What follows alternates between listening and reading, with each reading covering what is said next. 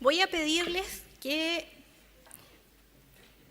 de la manera que tenga acceso a su Biblia, ya sea física como yo, o en su teléfono o en la tablet, me gustaría invitarlo a que en este tiempo de reflexión usted estuviera siguiendo la lectura primero, pero después la mantenga ahí, abierta.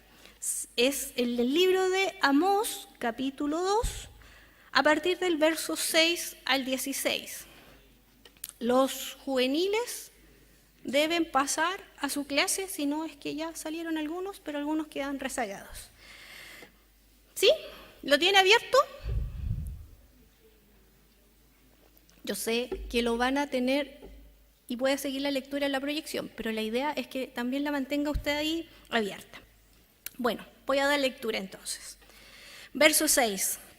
Así dice el Señor: los delitos de Israel han llegado a su colmo, por tanto no revocaré su castigo.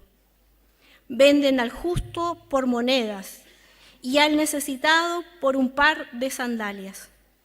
Pisotean la cabeza de los desvalidos como si fuera el polvo de la tierra y pervierten el camino de los pobres. Padre e hijo se acuestan con la misma mujer, profanando así mi santo nombre.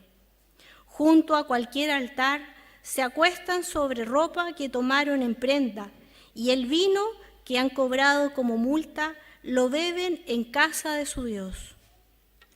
Todo esto a pesar de que por ellos yo destruí a los amorreos, destruí su fruto de arriba y sus raíces abajo, aunque eran altos como el cedro y fuertes como la encina. Yo mismo los hice subir desde Egipto y los conduje 40 años por el desierto, a fin de conquistar para ustedes la tierra de los amorreos. También levanté profetas de entre sus hijos y nazareos de entre sus jóvenes. ¿Acaso no fue así, israelitas?, afirma el Señor. Pero ustedes les hicieron beber vino a los nazareos y les ordenaron a los profetas que no profetizaran.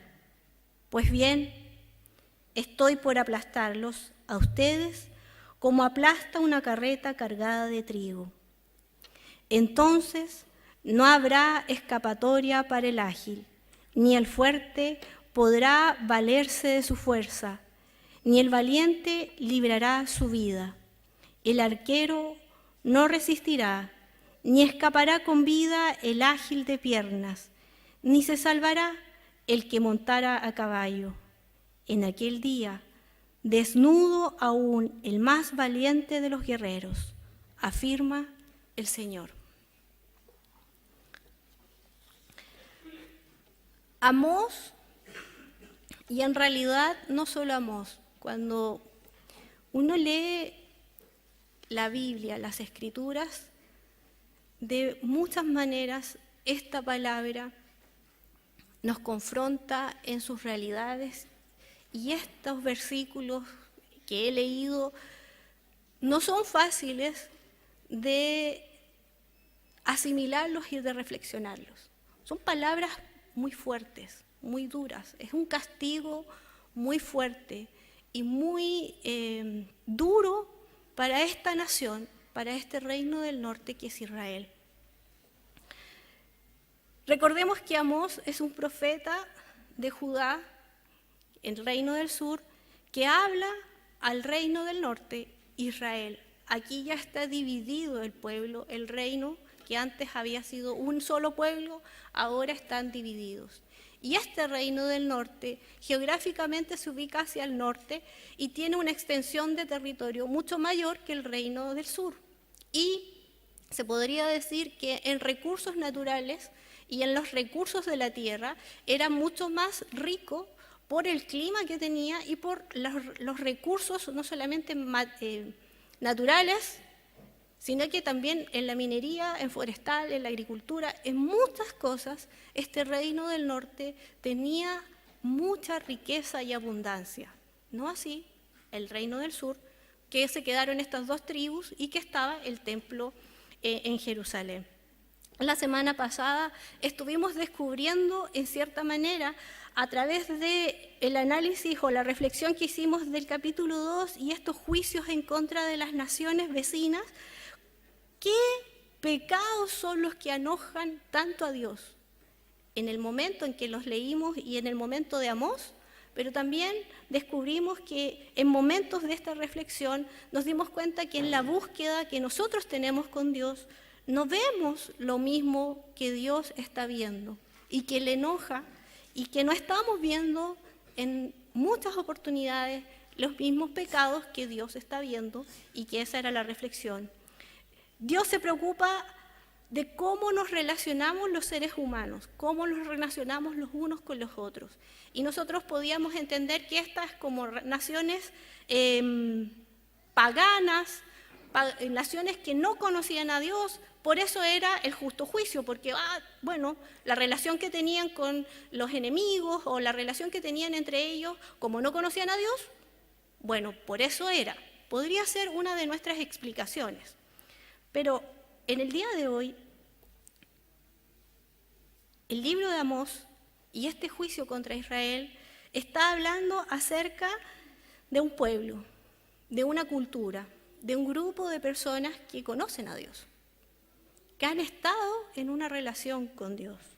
El juicio contra Israel sigue el mismo esquema, se podría decir literario, de los juicios en contra de las naciones paganas. Y comienza con una fórmula muy profética: así ha dicho Jehová. Esa frase y esto de no revocaré su castigo es una fórmula que muchos de los profetas están diciendo y que a nosotros nos ayuda a entender en cierta manera el esquema literario que tiene este libro.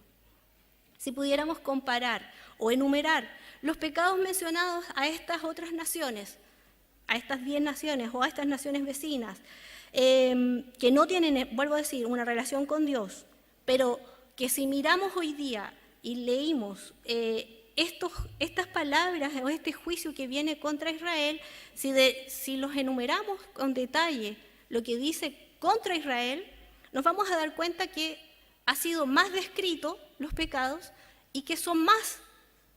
O sea, Israel como reino del norte pecó más en número que las otras naciones. Solamente podemos comparar, en darnos cuenta en enumerarlos nada más.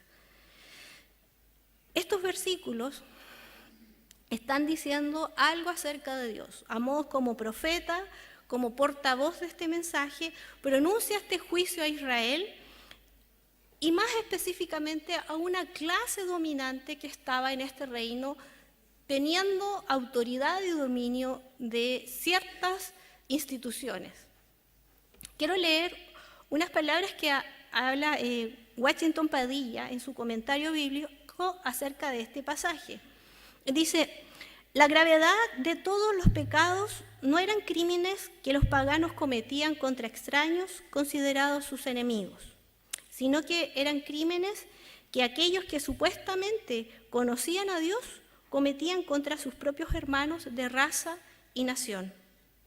Y también que estos pecados y rebeliones contra Dios no son simples pecados ocasionales de momentos de crisis y de conflicto internacional, sino que es algo que se está traduciendo en costumbres, en maneras regulares de comportarse dentro de la sociedad.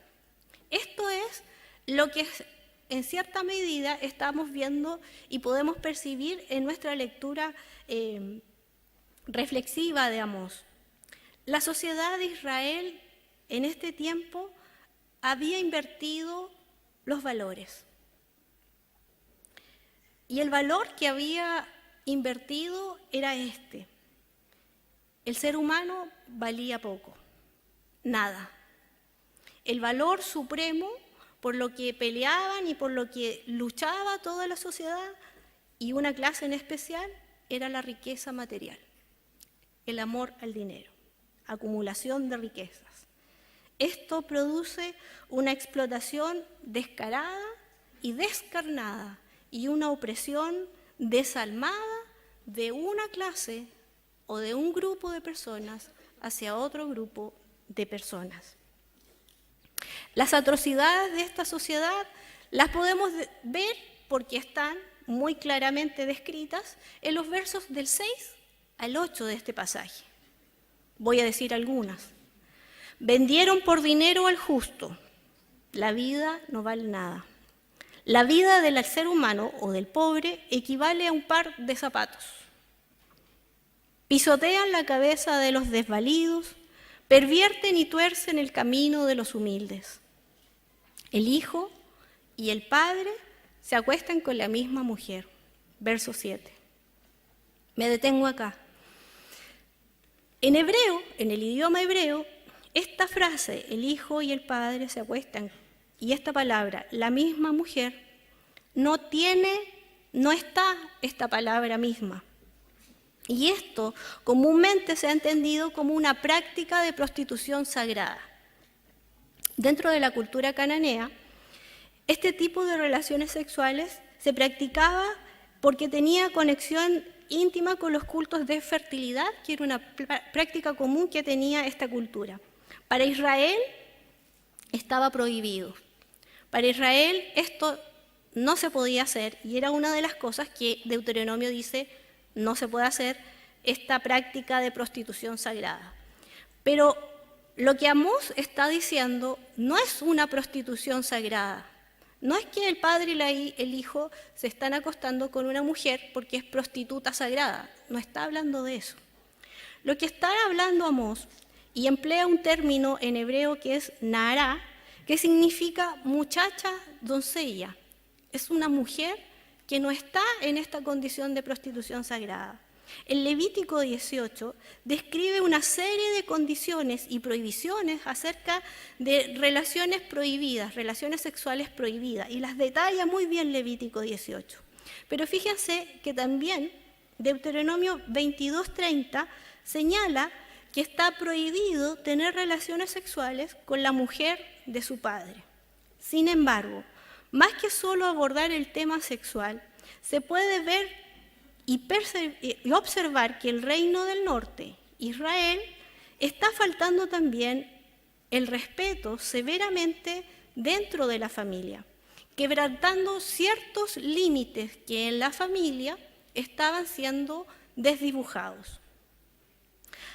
Para volver a las acciones que estaba haciendo esta sociedad, están detalladas el soborno que ofrecían los jueces y que con esto ganaban los juicios, la desproporción en los cobros de las deudas, estaban enfocados en la riqueza y en la acumulación, y hacía entonces que la recaudación fuera injusta y que era despiadada el cobro de esta deuda. El nivel de opresión que tenían los pobres en este tiempo y en esta nación era atroz. No se podían defender porque perdían los juicios, pero también si se endeudaban, cometían el riesgo y tenían más que perder. Lo que producía toda esta sociedad con este valor fundamental, que era las riquezas o el dinero, era más pobreza y más humillación. Los poderosos no solamente se contentaban con esto, sino que hacían algo más, torcer el camino de los humildes. ¿Y qué significa esto? Podrá decir usted. Es la descripción de lo que hacía Israel. Podemos comprender que hay un grupo de personas que están siendo guiadas, aplastadas por un sistema económico, político y social, cada vez más, que las está cada vez más aplastando y oprimiendo, y las decisiones para sobrevivir son extremas. El torcer el camino de estos pobres o de estos débiles es hacer que esas decisiones transgredan en algún sentido ciertas normas, como por ejemplo los asesinatos, los vicios, los robos, etc. Este escenario está mostrando la decadencia que hay en este reino muy poderoso, muy rico, pero que a nivel social está destruido. Todo esto se podría haber evitado si recordáramos en cierta medida las enseñanzas de las Escrituras. Israel, cuando comenzó como un pueblo, siglos atrás, y así lo describen los 5 primeros libros del Antiguo Testamento, sabían muy bien que la comunidad era su bien principal.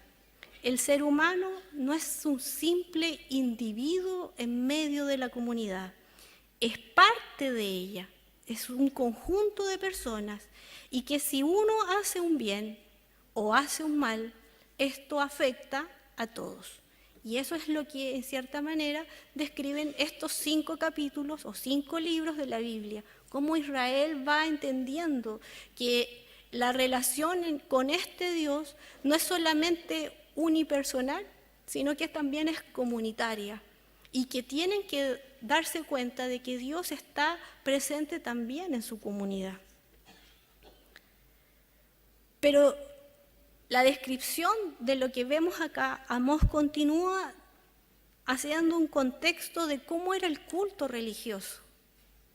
La ropa que de cierta manera la tomaron en prenda, no la devolvían al pobre, sino que más bien la ocupaban como alfombras en sus cultos. Es más, el vino o las especies que cobraban por multas de deudas, la bebían en el culto a sus dioses.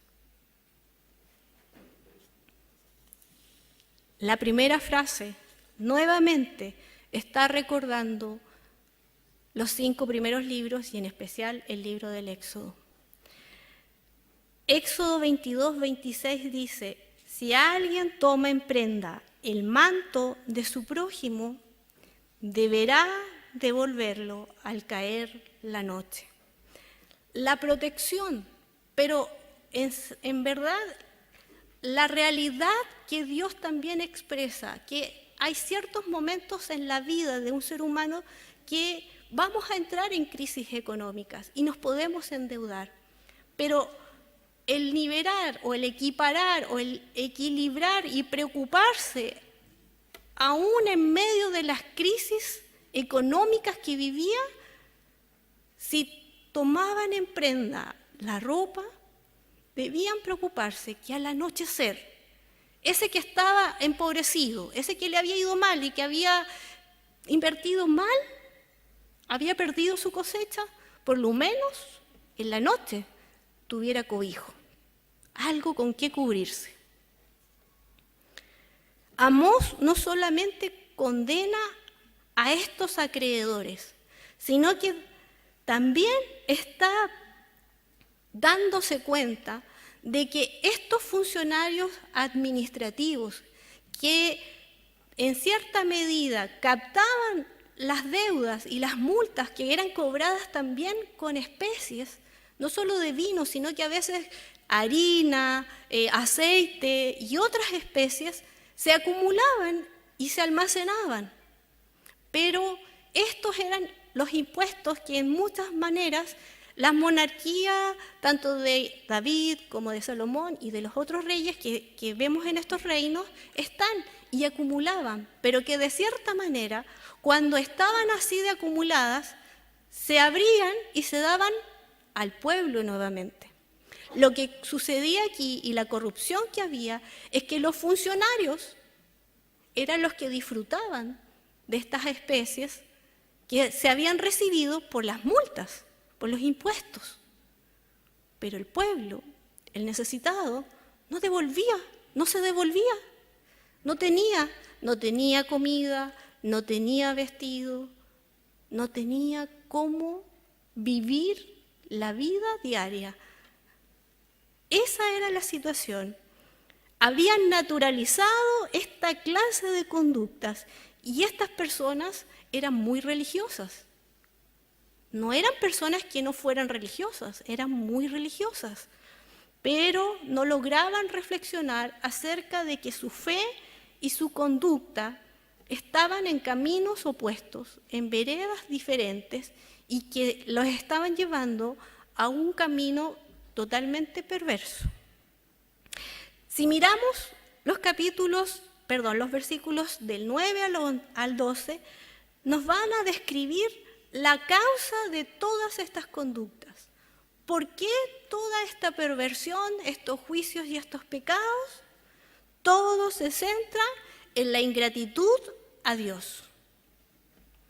Al igual que el reino del sur, Judá, este reino del norte había olvidado la historia de Dios. Estos versos nos describen el accionar de Dios años atrás, cuando este pueblo era débil e insignificante, y el Señor lo miró. El Señor manifestó su amor, su misericordia, y con un detalle de múltiples cuidados estuvo con él en la etapa formativa de esta relación de Israel con su Dios.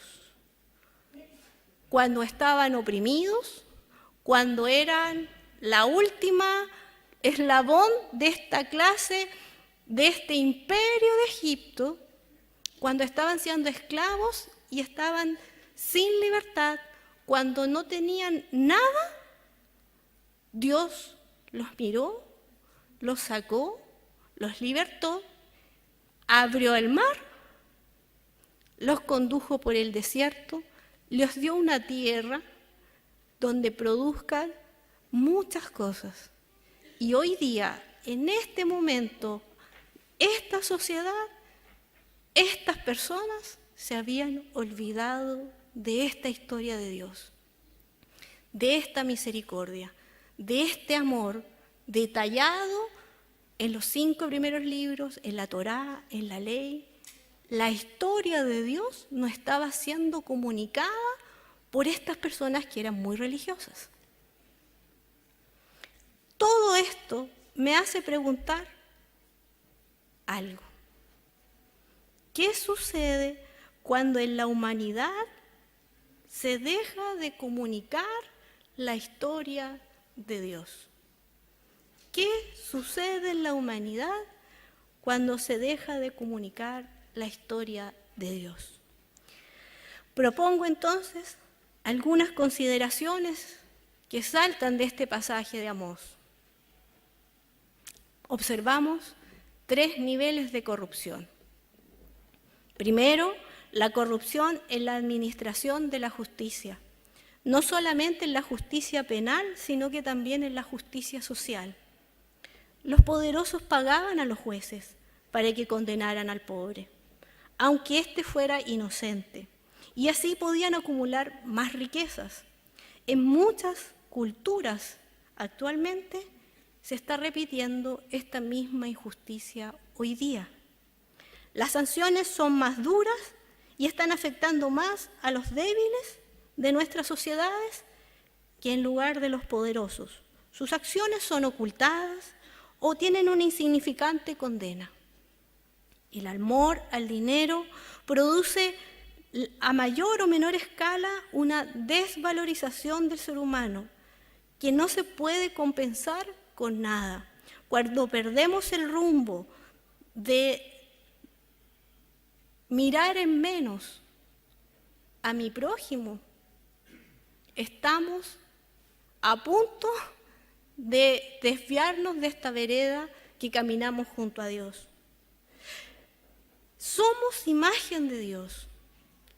Y mi prójimo, el que está a mi lado, el que puedo observar cuando camino en la calle, el que está a mi lado en la oficina, el que lo veo en el metro, ese me está recordando que tenemos un creador en común y que la falta de amor hacia él es faltar al amor a Dios.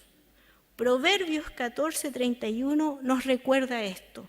El que oprime al pobre afrenta a su creador, mas el que tiene misericordia del pobre lo honra. También en Gálatas 5:14 nos dice algo similar. porque toda la ley, toda la Torá, todo estos Pentateuco se puede resumir en un solo mandamiento: ama a tu prójimo como a ti mismo.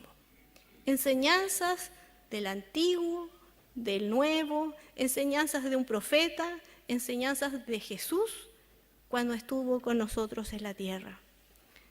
Segunda, nivel de corrupción.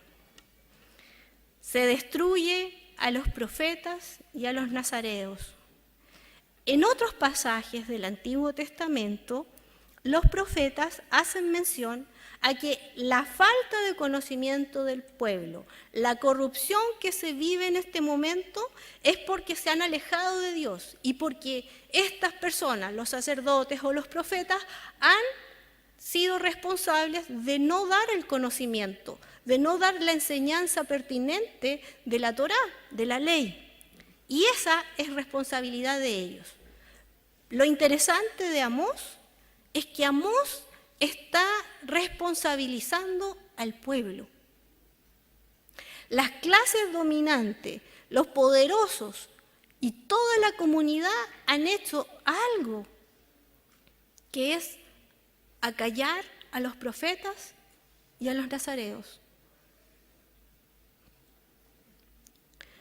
Para entender un poco más, recordemos que en Israel Dios había levantado profetas, hombres y mujeres que estaban llamados a cumplir una tarea en especial en la vida social, política, económica y espiritual del pueblo. Vemos que los profetas se meten en todas las áreas, no hay área de la vida de la sociedad en la que no digan un mensaje y no vayan directo a lo que ellos están observando. Los nazareos eran también hombres y mujeres, pero de voluntarios que tomaban ciertas medidas en su vida, restricciones de algunas cosas como de alimento o de circunstancias de vestuario, del pelo. Usted lo puede ir buscando tal vez en el Antiguo Testamento, el voto nazareo, que era por un tiempo. Pero lo interesante es que en el tiempo de Amós, estas personas, tanto los nazareos como los profetas, con sus vidas estaban comunicando y protestando en contra de los excesos que estaba viviendo la sociedad. Un grupo, no todos.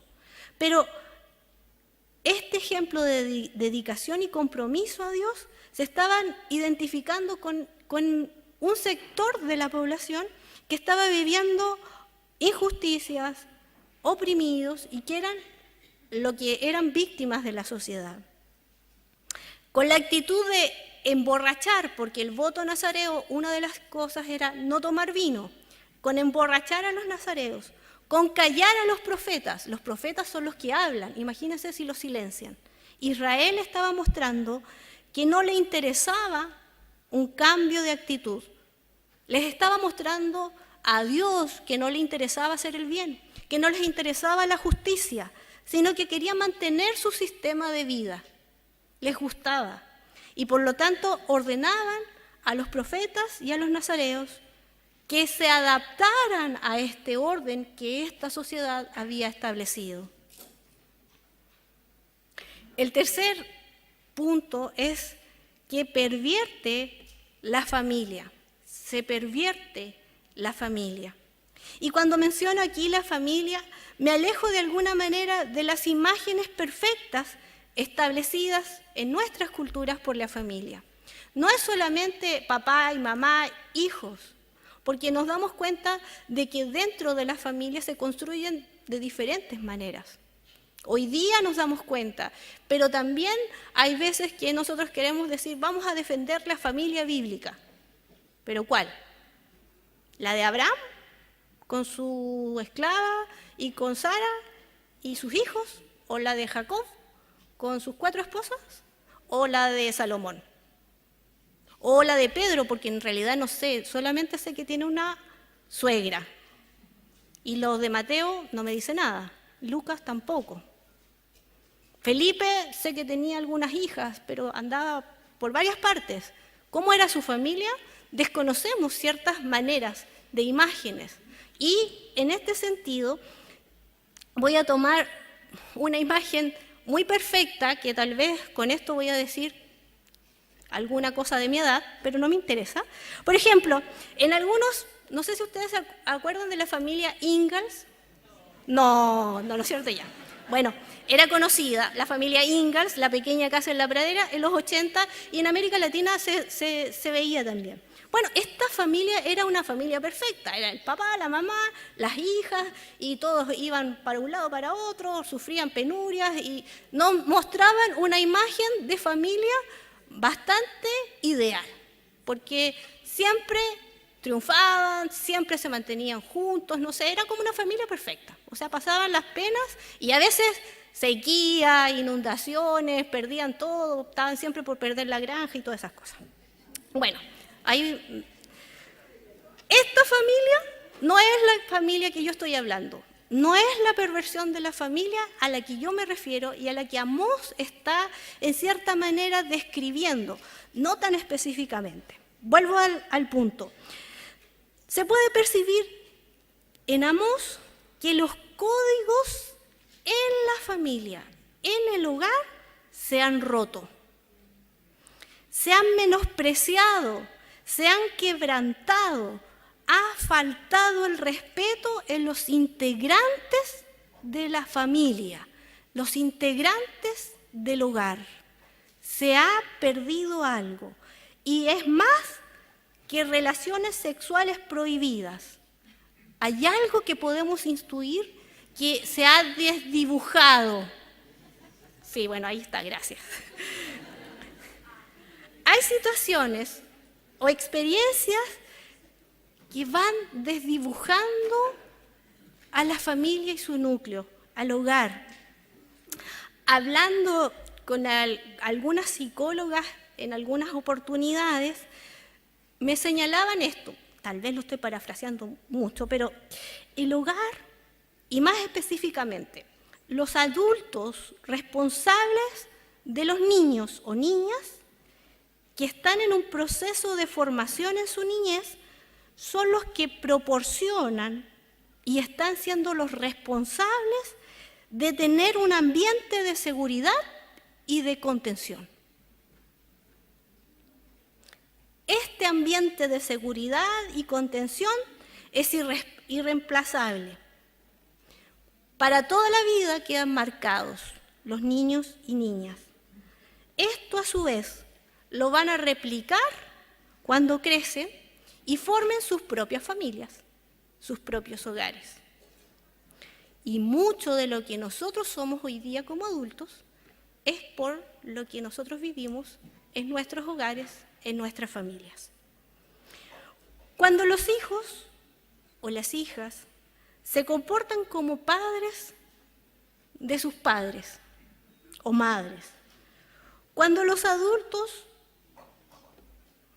se comportan como hijos e hijas, se va destruyendo, se va desdibujando de alguna manera la familia. Se van transgrediendo algunos límites. No estoy hablando de una autoridad que papá y mamá o los tutores tengan que tener frente a los niños. No estoy hablando de autoritarismo.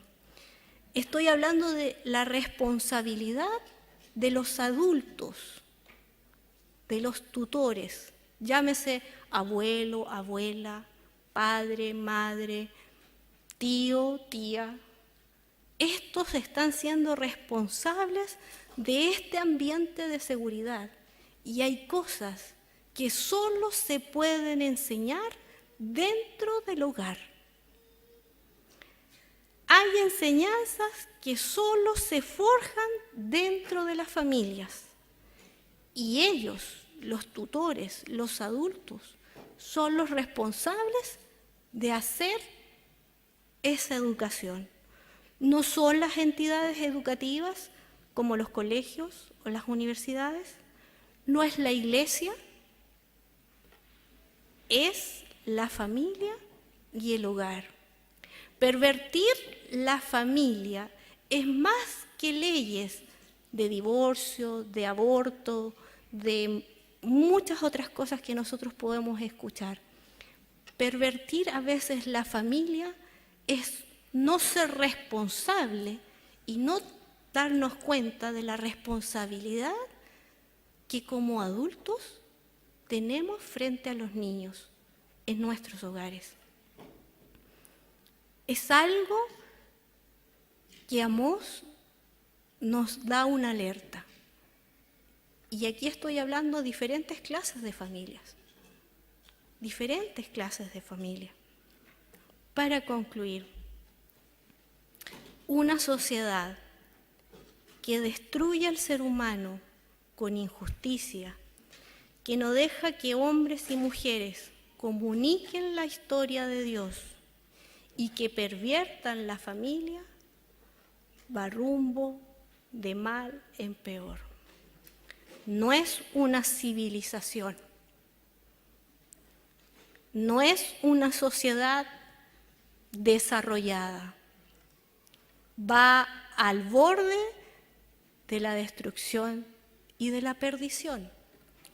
Lo vemos en Amós, cómo esta sociedad sufrió un castigo de parte de Dios, pero cómo se fue desdibujando cada vez más y cómo el ser humano valía nada. Las noticias nos están dando duro en muchos aspectos. Si leemos nuestra sociedad, nos vamos a dar cuenta que el mensaje de Amós es muy pertinente para hoy día. La injusticia, la opresión, los débiles de la sociedad, no solo chilena, sino que en otras culturas, la falta de agua, la falta de alimentación, de naciones que lo dominan todo en recursos contra otras naciones que no se pueden defender, que solamente son llevados de allá para acá. El mensaje de Amós es un mensaje que nos hace pensar, que nos hace meditar, que nos confronta a que no podemos seguir quedándonos de la manera quieta y reposada que muchos quieran. Conversando y reflexionando, me doy cuenta, y yo creo que usted también lo percibe así, el mensaje de Jesús de libertad, el mensaje de Jesús de restauración de vida, el mensaje de Jesús de este Dios poderoso que descendió a los humildes, que nos hizo iguales en la cruz, es un mensaje subversivo, es un mensaje revolucionario que en muchas oportunidades y en muchas culturas hoy día se intenta callar, pero que si nosotros lo leemos a profundidad vamos a dar cuenta de que los cristianos tenemos algo que decir, algo que hacer.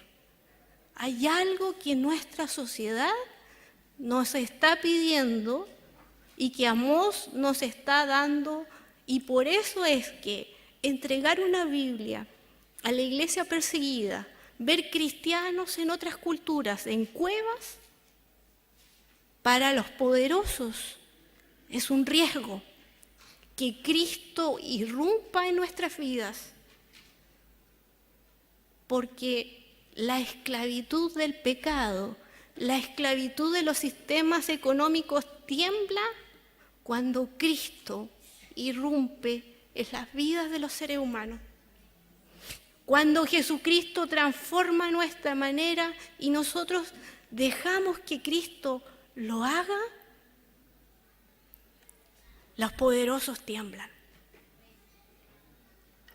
Las clases dominantes tiemblan, porque recuerdan que hubo un pueblo insignificante de esclavos que cruzaron por un desierto y que tienen en su simiente a un libertador, que es Jesucristo el Señor. El Imperio Romano comenzó su caída porque los cristianos y Cristo irrumpió en ese imperio en ese momento. Gracias a que este cristianismo y Jesucristo llegó y estas personas comunicaron que había un Dios que no le interesaba si éramos ricos o pobres, hombres o mujeres, libres o esclavos, no importando en qué situación estabas, Él entraba a tu vida y cambiaba tu vida. Y eso hizo, en cierta medida, que esos poderosos en ese momento cambiaran. Lo que hoy día nosotros tenemos en nuestras manos es algo que no podemos entender, pero que es un riesgo para nuestras vidas, porque cambia nuestras vidas de tal manera que no podemos callar lo que Dios ha hecho en nuestras vidas. El compromiso que tenemos hoy día, cuando salimos de estas puertas, es de ser misioneros y misioneras en los lugares donde estamos, en la oficina, en el colegio, en el teatro, en la plaza, en el metro. Somos enviados a contar la historia de Jesús.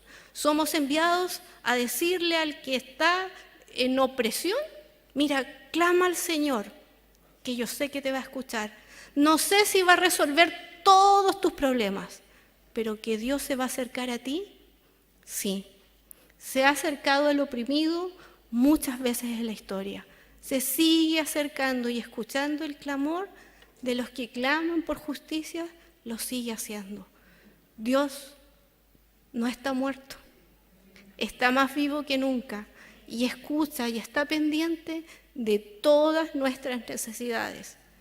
No es un sistema político, no es política, es que el reino de Dios se ha acercado a nosotros y ha transformado nuestras vidas de tal manera que cuando leemos Amós, tiembla nuestra vida, porque nos confronta una realidad que hoy día la percibimos de la misma manera. Que el Señor nos bendiga, que el Señor tenga misericordia. Y le voy a pedir que ahí incline su rostro. Señor, te damos muchas gracias, porque solamente tú tienes misericordia de nosotros. Como cantábamos, Señor, no es por nuestras fuerzas, no es porque somos mejores que otros, es por tu gracia derramada en la cruz, es la que tú hiciste que nosotros pudiéramos, Señor, compartir hoy día de tu amor. Siendo débiles e insignificantes, tú nos miraste, Señor, tú nos perdonaste. El recordar nuestra historia contigo, nuestro pasado, cuando estábamos, Señor, muertos en nuestros delitos y pecados, cuando no éramos nada, tú nos diste un valor que nada ni nadie lo puede igualar. El precio que pagaste en la cruz fue tu vida por nuestras vidas. Y eso, Señor, nada ni nadie lo puede callar. Te pedimos que nos acompañes, que en medio, Señor, de nuestras vidas tú tengas misericordia para seguir transformando nuestras vidas como solamente tú lo puedes hacer, pero, Señor, también para comunicarles a otros lo que tú estás haciendo, Señor, en nuestras vidas y comunicando lo que tú has hecho, Señor, en la historia. Te alabamos y te reconocemos a ti como ese Dios, el digno de alabanza, el digno Señor de toda nuestra vida. En el nombre de Jesús. Amén.